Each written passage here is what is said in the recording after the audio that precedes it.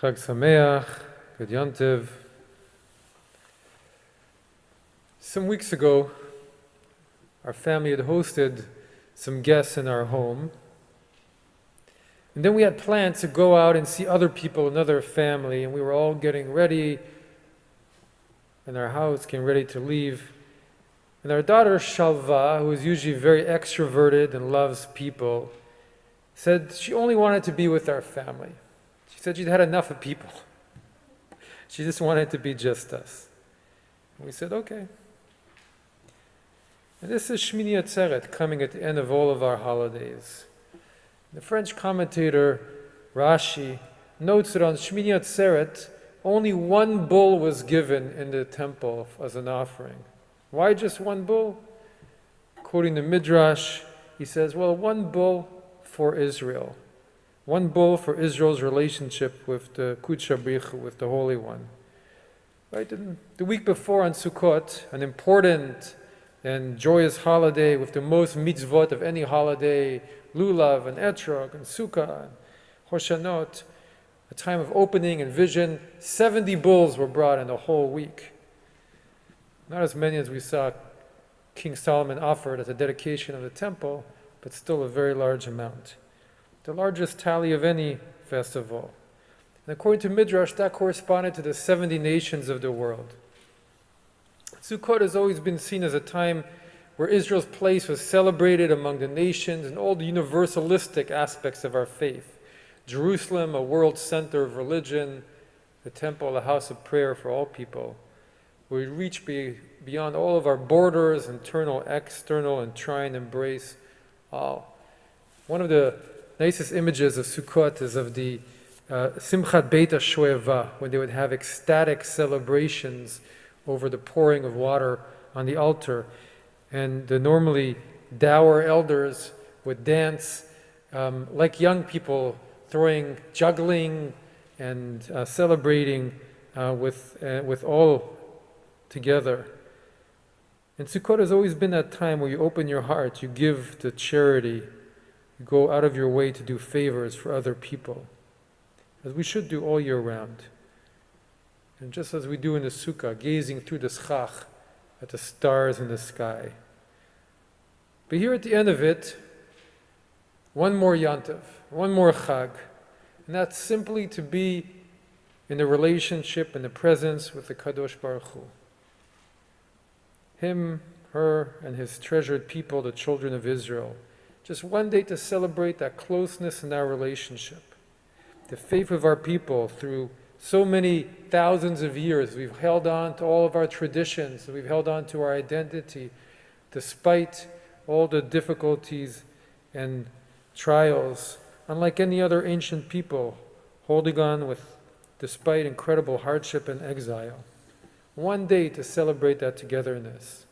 When all the other guests have gone, just a day to be a smaller group and to enjoy the presence of easy fellowship and companionship. And the Midrash in the Talmud that talks about this day describes it as a day where there is a sovereign who orders his whole court to have a great feast, and everyone is invited, and for many days they have a great celebration and eat and drink and are merry. And finally the festival concludes and everybody goes home, but the sovereign turns to his most trusted servant and says, please, you stay with me one more day just for us to be together. And this is that day. No big plans, no great feasts, just one more simple day to stop. And Rashi explains Atzeret means to hold back. We're being held back by the master of the universe who's saying, I would just like to spend one more day with you. Please stay back.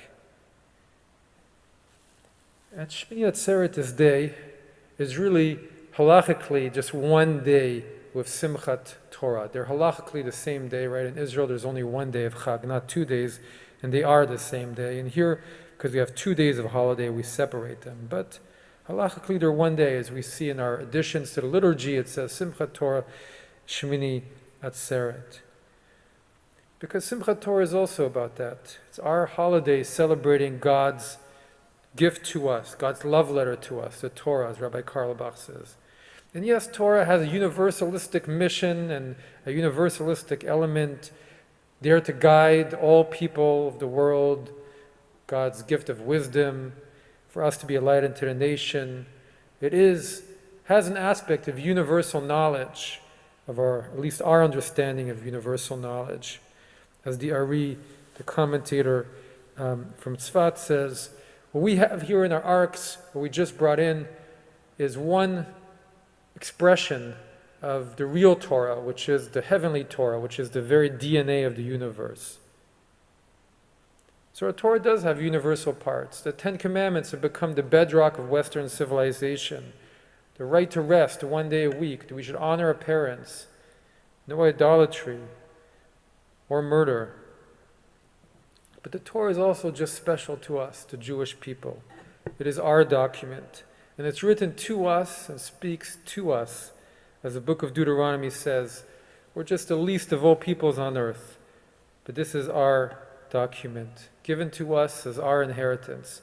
We are the ones who copy it with so much faith in the original Hebrew down the ages, and at so much pain teach it to our children and grandchildren, how to chant it, how to preserve it, how to keep it in the scroll, how to hold every letter precious. And we read it all year long. We celebrate new Torah and new life, as we did just a few days ago.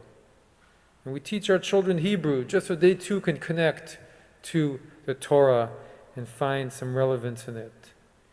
And so we dance with this expression of God's love letter to us on this day. We don't study it, we don't examine it, but tonight we simply rejoice that it exists. And we rejoice in its cherished place among us. So when you get to the end of our season of holidays, you don't need 70 bulls. You don't need all the mitzvot. You don't need a sukkah, you don't need a lulav, you don't need an etrog. You just need 1 day to be in that special presence and that connection with Torah, with our tradition, with our Creator. And after the whole month of gathering and a festivity, just 1 day to just be in it and to simply rejoice, and then to take that back with us into the world. More than anything, Torah is associated with shalom. Its ways, its pathways are of peace. Netivotei shalom. In these last 2 days of Chag, after all of this month, we try and find our peace within, our joy, our peace. And we are replenished, full, as our Haftarah said. So we can prepare to go back to regular life, to mundane life, to our lives, to our families, to our work, to our society, to our nation, and bring back that energy and that life, and holding our beloved in our heart. Chag Sameach.